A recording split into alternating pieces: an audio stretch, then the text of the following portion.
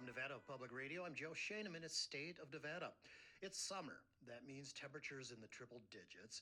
That can be hell for humans, but what about our furry friends? And it's not just the heat. Summer means more travel and more interaction with unknown places, wildlife, and people. And then there's the 4th of July, and in some Vegas neighborhoods, you'll have weeks when the nights erupt into a war zone of illegal fireworks. Yet 66% of American households have a pet. In Nevada, it's just over 50%. And there's been a surge of people giving up their pets to shelters and rescue organizations lately. Some of that's because once people get a pet, they don't always know how to care for them. And if you have questions along those lines, we have experts and answers for you.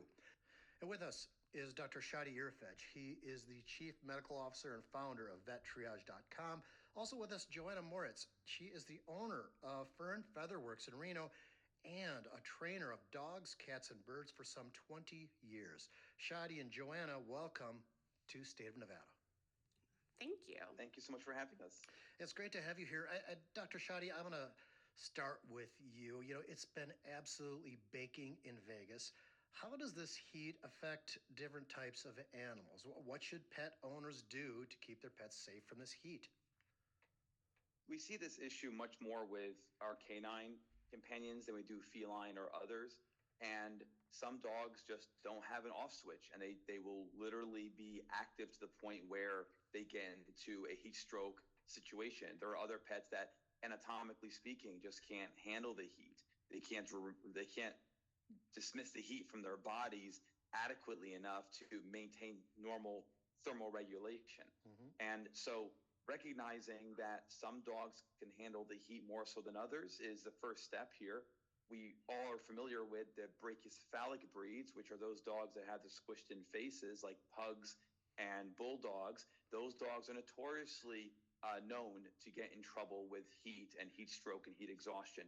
You need to keep those pets in the shade as much as possible. If you're going to walk outside, have plenty of water available.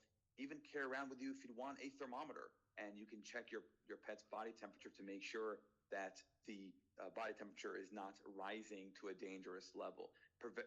Prevention is key for these types of situations.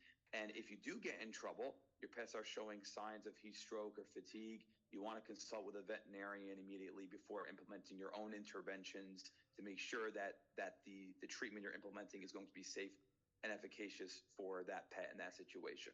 I was recently looking at Weather Channel temperatures in Las Vegas, and it found that the coolest time in Vegas is about 5 or 5:30 in the morning.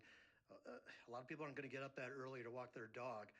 Maybe some people try to walk their cats. But what time of day is best to bring your pets outside? You hit it right on the head. It depends on where you live. And in Las Vegas, during the really early mornings and then during later at night are the coolest times. And if that's not something that you can do because of your own schedule or what your pet is used to, then you have to figure out a way to walk in the shade or at least keep your moments outside as brief as possible. Literally only going outside for elimination purposes only and not running, jumping, playing, and whatever else. And then, of course, return the pet back to the air-conditioned home. But as you said, it really comes down to where you live, and using common sense is the best solution for this problem. Yeah, I wonder what you should do if you suspect your dog or cat is overheating, or how can you tell? My son has 2 dogs, a black lab and a Labradoodle, which looks like the shaggy dog when it's fully grown out. They shave that dog, down to its skin during the summer. But how can you tell if a dog is overheating?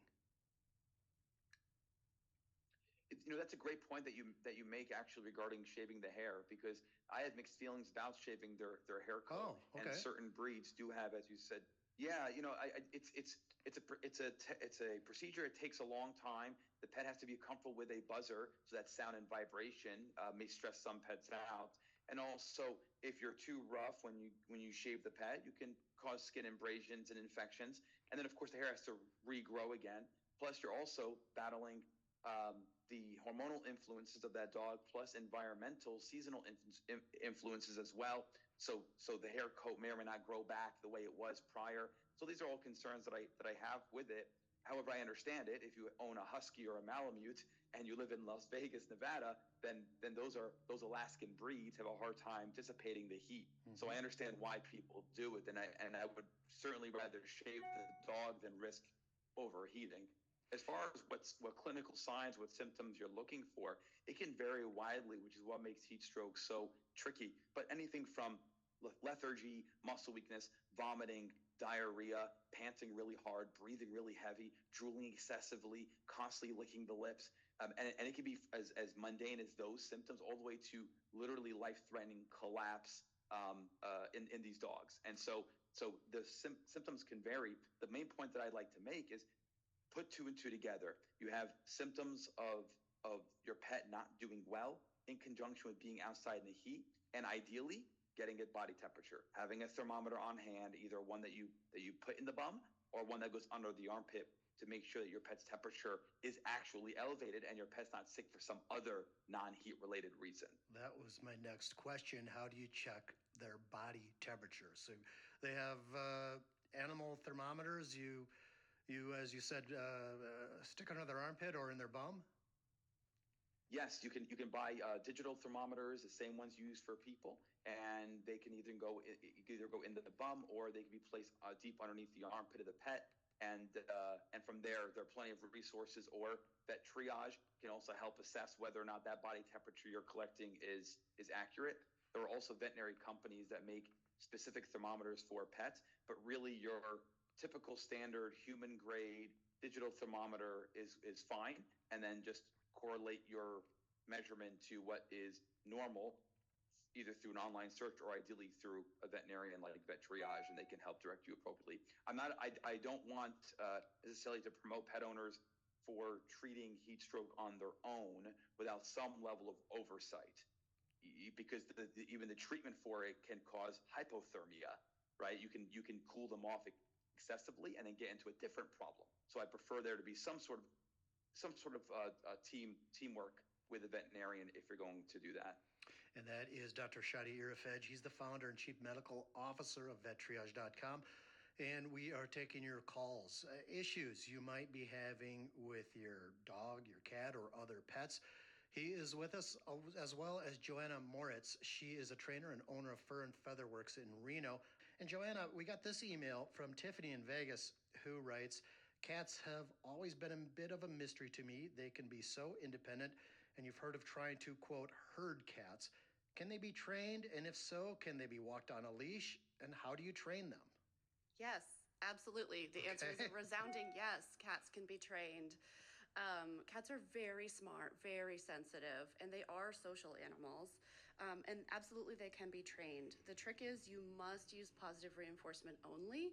Trying to force a cat to do something that they don't want to do is not going to go well for you. Dogs and horses have been bred for thousands of years to kind of do what humans want them to do, and cats have not. They've lived alongside humans and with humans, but they haven't been bred to work with us.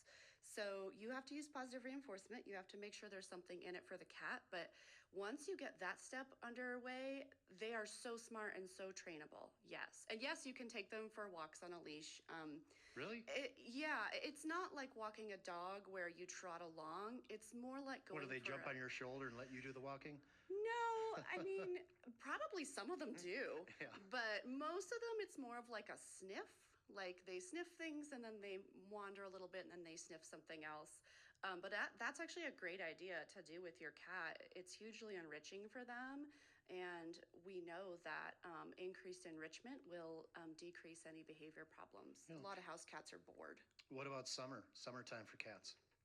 I would say you should use exactly the same guidelines as you would with a dog, walking a dog. Test the pavement with your hand to make sure it's not too hot. Go early in the morning or in the evening when it's breezy. I will defer to our veterinarian to, let us know how heat tolerant cats are as opposed to dogs. But I would say you should use exactly the same guidelines as you would for your dog. We just had a story here in Las Vegas about a truck, the back of a truck filled with, they found dead dogs in it in this brutal heat. Every summer we hear warnings about leaving pets in a car. I'm not sure which one of you want to answer this, but what are the legalities of maybe breaking a window in a car if you see a dog or a cat in a car when it's 110, 105, even 100? I have thoughts on this, and that is that make sure that that animal really is in distress before you break someone's window. I mean, I am not obviously for leaving animals in hot cars and watching them die. Nobody is on board for that. But every summer, we also sort of get an epidemic of people who are very well-intentioned, very passionate, and very eager to play the animal savior. And they might find a dog, probably not a cat, mostly dogs, in a car and break the window. But I would just say take a look at that animal and make sure they really are in heat distress before you go around breaking people's windows. And if they are in heat distress, you call animal control first. Because they are the ones who are in charge of that. And if you, I don't know how it works in Vegas, but here in Reno, if you call animal control with an emergency, and it really is truly an emergency, they'll get there as fast as they can. And that is actually as much as I know. I have never personally broken someone's window to find out the consequences. Okay. And Dr. Dr. Ireifej, with the 4th of July coming up, a lot of pet owners want to know how to keep their pets calm during these loud fireworks shows. Pet jackets and CBD supplements are among some products that are sold. Are they effective, or is there a better way for you to keep your pet calm? Yes, they are effective, and usually a multimodal approach to this is paramount. You want to implement several interventions simultaneously to try and help pets with this anxiety. And a lot of the interventions actually are probably better off being implemented even days before the anticipated anxiety-fueled event. So, for example, if you're going to try CBD products or those thunder jackets, or you're trying sedatives from your veterinarian, or even over-the-counter Benadryl to try and take the edge off, it's always a good idea to test these measures before 4th of July so you can know, is this going to work on my pet? How long does it take to kick in? How long does it last? And that way you are prepared on the day of when your dog is freaking out because of all the fireworks. So preparation is key. Talking to a veterinarian ahead of time is of course, a very intelligent move. And usually it's not just one of the things you mentioned. It's a combination of these things. Of course, the most common sense thing is avoid exposure. If your pet has such debilitating anxiety that it's every year this is going to happen, well, then maybe don't celebrate July 4th that way. Do it in a more calm fashion, or go remotely somewhere. Find a way to avoid it if possible. If not, then there are many approaches to this issue. And Joanna, we got a similar question to that from Jan in Las Vegas, who says, I'm furious about people who light off bottle rockets, firecrackers, and more illegal fireworks. It terrifies my Cocker Spaniel, Bob. Joanna, what do you tell people when this time of year comes around? Is there something you can do, I guess, to acclimate or to train your dog or cat to get ready for this onslaught? Yeah, absolutely. So if your dog is terrified, like poor Bob, they're sitting in the bathtub shaking, you need to talk to your veterinarian about some anti-anxiety medications, and you need to do it before July 3rd. You need to get in now. Like the doctor said, to A, make sure they're working properly, and B, make sure you have them in time. If your dog is not absolutely terrified, or they are and you've already started the medication, you can do some sound desensitization. And I'm actually in the process of doing that with my dogs right now because I know the 4th is coming and I live downtown and it's going to be a mess. Mm-hmm. So what we're doing is I have a sticky note on my cupboard that reminds me to do it every time I feed them breakfast and dinner. Right before I put the food in the bowls, I turn my stereo on to a very low volume, and on YouTube, I find a track that plays fireworks sounds. And so they hear the fireworks sounds, and then they hear me filling the bowls and feeding them breakfast, and then I turn it off when they're done eating. Does that work?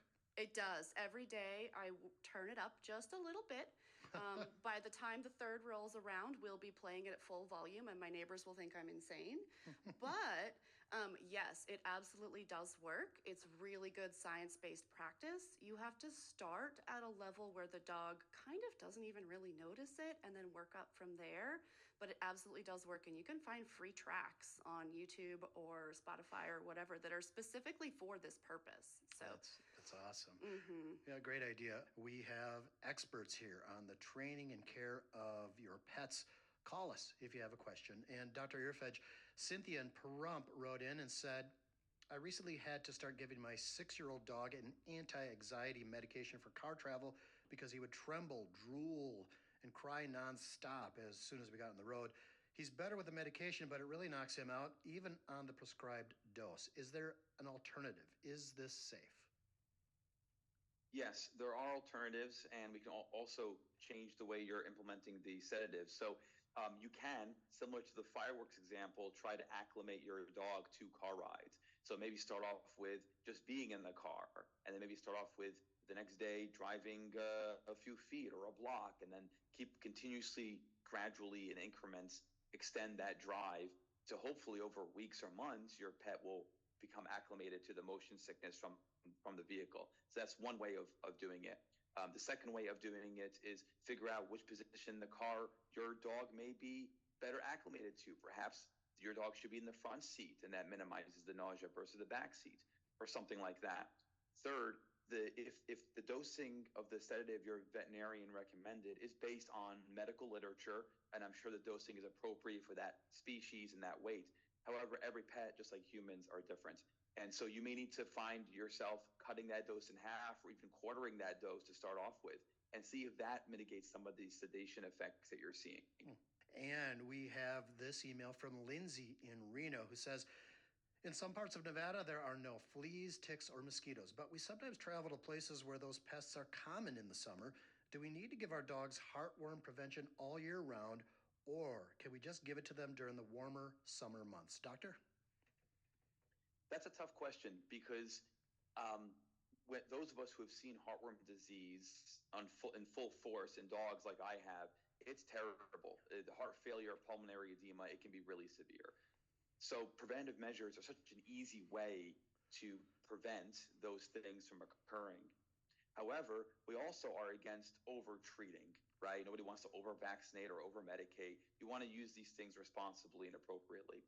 So if you know you're going to be traveling to an area of the United States or around the world that's more prevalent for heartworm disease, you want to first off get a heartworm test done by your veterinarian. And then if that test is negative, they're going to implement the prevention for however long you need while you are traveling with your pet. It is well worth giving that drug for your dog as a preventive measure if you're going to travel to those high-risk areas.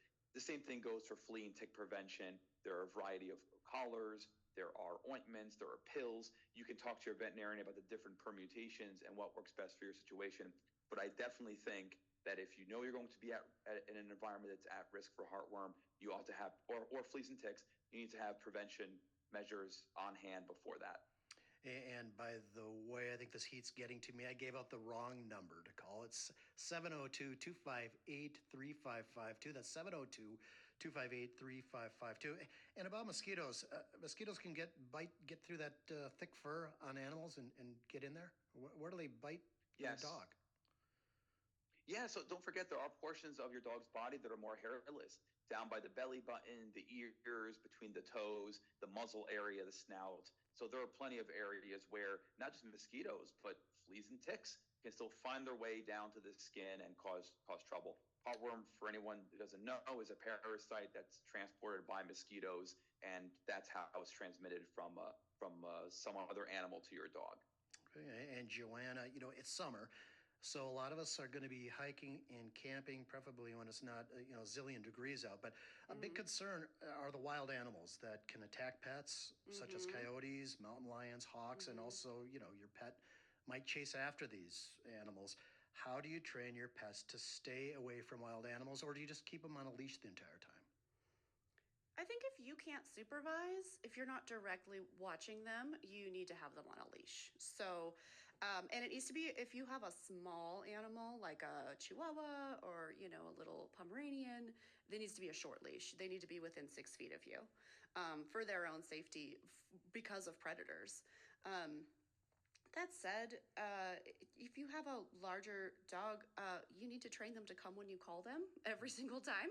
And that is simple but not easy. So you might need to hire a trainer. You want to look for the certification behind their name of CPDTKA. The dog training industry is completely unregulated, unlicensed. Anybody can hang out a shingle and call themselves a trainer. So you want to make sure you're finding someone who actually really does know what they're doing. But yeah, I would recommend teach them to come when you call, supervise like crazy. And if you're not directly supervising, that's why they make tethers and leashes and things like that. And I will say one thing I do, I don't want to meet any wildlife when I'm hiking and camping with my dogs. I mean, if I was nature watching, I would go without the dogs.